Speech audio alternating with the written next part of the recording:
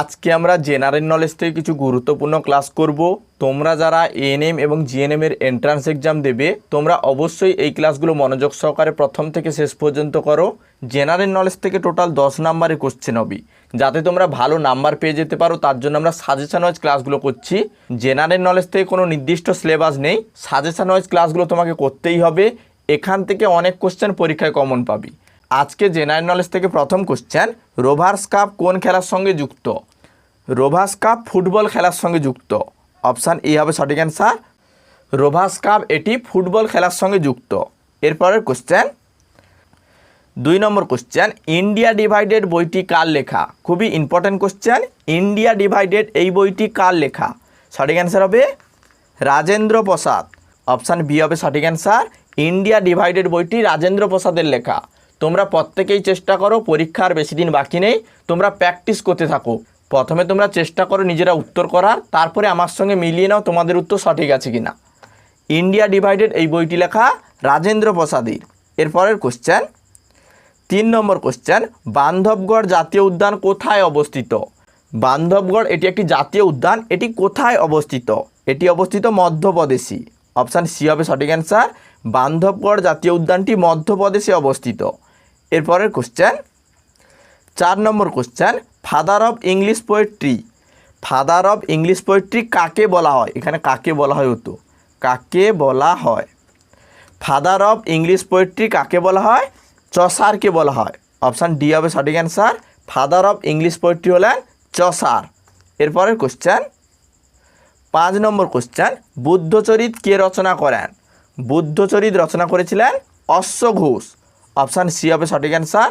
বুদ্ধচরিত এই গ্রন্থটি রচনা করেছিলেন অশ্ব ঘোষ। এরপরের কোশ্চেন 6 নম্বর কোশ্চেন, সিমলা বৈঠক কত সালে অনুষ্ঠিত হয়েছিল? খুবই ইম্পর্ট্যান্ট কোশ্চেন। সিমলা বৈঠক এটি অনুষ্ঠিত হয়েছিল 1945 সালে। অপশান এ হবে সঠিক অ্যান্সার।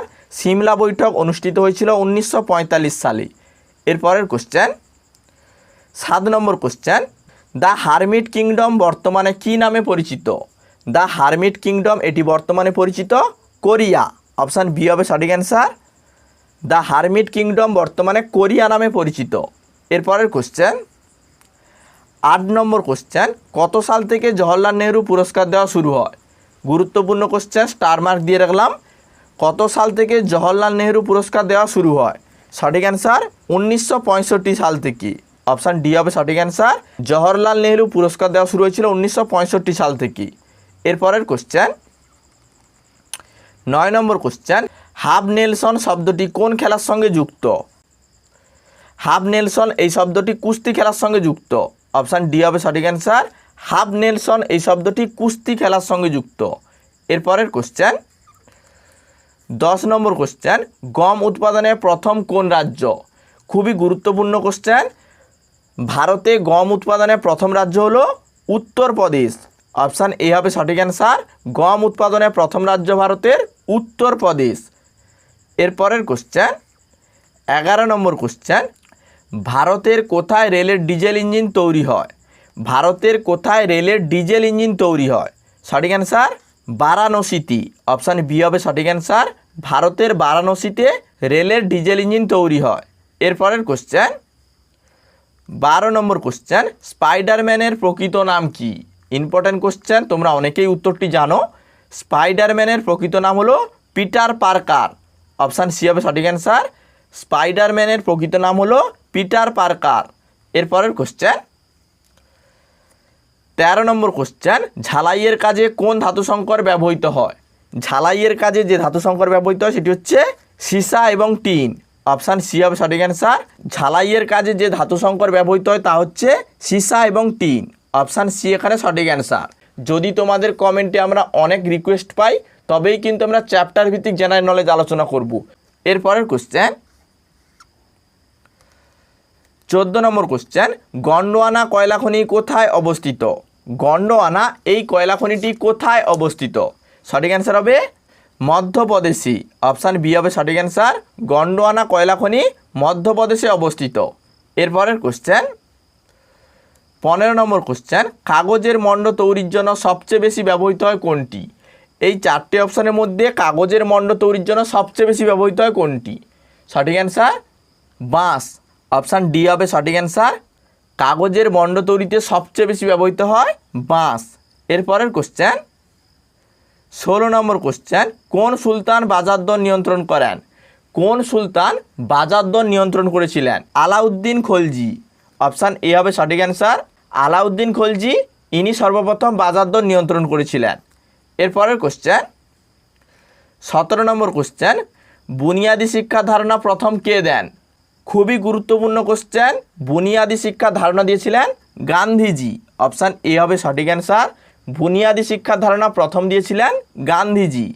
এরপরের question 18 number question, plaster of প্যারিসের সংকেত কি?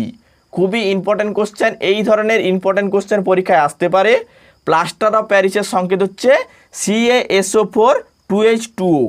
অপশান বি এখানে সঠিক answer. CaSO4 2H2O plaster of প্যারিসের সংকেত এটি। এরপরের কোশ্চেন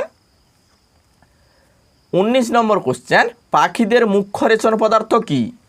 পাখিদের মুখ্য রেচন পদার্থ কি? এই চারটে অপশানের মধ্যে সঠিক answer uric acid. Option C হবে সঠিক অ্যান্সার। পাখিদের মুখ্য রেচন পদার্থ ইউরিক অ্যাসিড। এরপরের কোশ্চেন 20 নম্বর কোশ্চেন, পৃথিবীর নিরক্ষীয় ব্যাস কত? পৃথিবীর নিরক্ষীয় ব্যাস 12,757। অপশান বি হবে সঠিক অ্যান্সার। পৃথিবীর নিরক্ষীয় ব্যাস হচ্ছে 12,757 কিলোমিটার। এরপরের কোশ্চেন 21 নম্বর কোশ্চেন, মানবদের সবচেয়ে ছোট কোষ কি? মানবদের সবচেয়ে ছোট কোষ শ্বেত রক্তকণিকার কোষ। অপশান ডি হবে সঠিক অ্যান্সার। এটি খুবই গুরুত্বপূর্ণ কোশ্চেন, অবশ্যই খাতায় নোট ডাউন করো বা মনে রাখার চেষ্টা করো। মানবদের সবচেয়ে ছোট কোষ হচ্ছে শ্বেত রক্তকণিকার কোষ। এরপরের question 22 number question, the village বইটির লেখক কি? দ্য ভিলেজ বইটির লেখক হলেন মূলকরাজ আনন্দ। অপশান এ এখানে সঠিক অ্যান্সার। দ্য ভিলেজ এই বইটির লেখক হলেন মূলকরাজ আনন্দ। এরপরের কোশ্চেন 23 নম্বর কোশ্চেন, মহাবালেশ্বরের শৈলশিরাটি কোন পর্বতে অবস্থিত? মহাবলেশ্বর শৈলশিরাটি কোন পর্বতে অবস্থিত? সঠিক অ্যান্সার পশ্চিমঘাট। অপশান সি এখানে সঠিক অ্যান্সার। মহাবলেশ্বরের শৈলশিরাটি পশ্চিমঘাট পর্বতে অবস্থিত। এরপরের কোশ্চেন 24 নম্বর কোশ্চেন, সমুদ্রের কচ্ছপের গমনাঙ্গ কি? তোমরা যারা সমুদ্রে ঘুরতে গেছো, সমুদ্রের কচ্ছপ দেখেছো, সমুদ্রের কচ্ছপের গমনাঙ্গের নাম কি? সঠিক অ্যান্সার ফ্লিপার। অপশান ডি হবে সঠিক অ্যান্সার। সামুদ্রিক কচ্ছপের গমনাঙ্গ ফ্লিপার। তোমরা কারা কারা সমুদ্রে ঘুরতে গেছো অবশ্যই কমেন্টে জানাও। এরপরের কোশ্চেন 25 নম্বর কোশ্চেন, ভারতের প্রথম ভূমি থেকে ভূমি ক্ষেপণাস্ত্রের নাম কি? ভারতের প্রথম ভূমি থেকে ভূমি ক্ষেপণাস্ত্র হচ্ছে পৃথ্বী। অপশান এ এখানে সঠিক অ্যান্সার। ভারতের প্রথম ভূমি থেকে ভূমি ক্ষেপণাস্ত্র হচ্ছে পৃথ্বী। এই ছিল আজকে জেনারেল নলেজ থেকে গুরুত্বপূর্ণ এবং সাজেশন ওয়াইজ 25টি কোশ্চেন। এই ধরনের কোশ্চেন পরীক্ষায় আসবে। তোমরা যদি চাও সিলেবাস অনুযায়ী, অর্থাৎ জেনারেল নলেজের যে ভাগগুলো হয় সেই ভাগগুলো আমরা পরপর করিয়ে দেব। তোমরা প্লেলিস্ট চেক করো, এর আগে আমরা অনেকগুলো ক্লাস করেছি, সেই সকল ক্লাসগুলো করো এবং তোমাদের রিকোয়েস্টের উপর নির্ভর করে আমরা কিন্তু চ্যাপ্টার অনুযায়ী জেনারেল নলেজ আলোচনা করব।